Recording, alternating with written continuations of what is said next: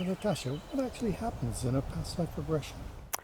Well, it's different for everybody, but I can tell you a story that was, I think, a very powerful example of how dynamic a past life regression can be in terms of healing. So this lady came to me a long time ago, and she came to me actually for a psychic reading, and I was sitting with her, and as I looked at her physical energy, I saw this thing sticking out of her hip, and I went, I think that's an arrow. And I think it's been there a long time, so from a previous life. So I asked her, do you have any pain in your hip? And she said, yes. I said, how long have you had it? And she said, oh, as long as I can remember. And I thought, yeah, that's from a past life. And I didn't know what her belief systems were about reincarnation. So I just offered it to her. I said, well, you know, I do past life regressions, and I think we should do one, and I think we can remove the arrow, because I think what that arrow represents is guilt, something you did in a past life that you felt guilty for ages. And she said, if you could do that for me, Natasha, I would love you forever, because my husband loves to go hiking, and with this pain, I can't do any of that, and I feel like I'm really missing out. So we did, a few days later, the past life regression, and she immediately went back to a time in Scotland, where turns out she was going into her village, and she had plotted with the enemy clan to come and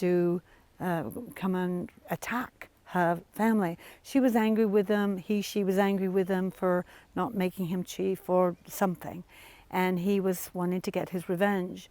But as soon as this enemy clan came in and they all started fighting, he felt terrible, and he saw his family and his people being killed, and he tried to stop it, but it was too late. It was already in motion. So many people died or injured, and he said, that's when I got the arrow in my hip. And I suggested that we call in all the spirits of all the people that were hurt or died that day in that village, and we sit around in a circle, and we take the arrow out of the hip and we turn it into a symbol of peace. So she decided to turn it into a chalice with a peace symbol on it. So we filled it with water, and I suggested we pass this peace cup around, and all the spirits drink from this chalice, and with it forgave everything that happened that day, forgave the attack, forgave his involvement in it. And then at the end of that, we were both crying because it's very moving. And I suggested that she sit in the circle and look into all the eyes of those spirits and ask for forgiveness. And so he received forgiveness. And then they all hugged as one and became one energy, and they were all at peace that time. And then I brought her out of that alpha state where she was relaxed back to the present time, and she said, that was great.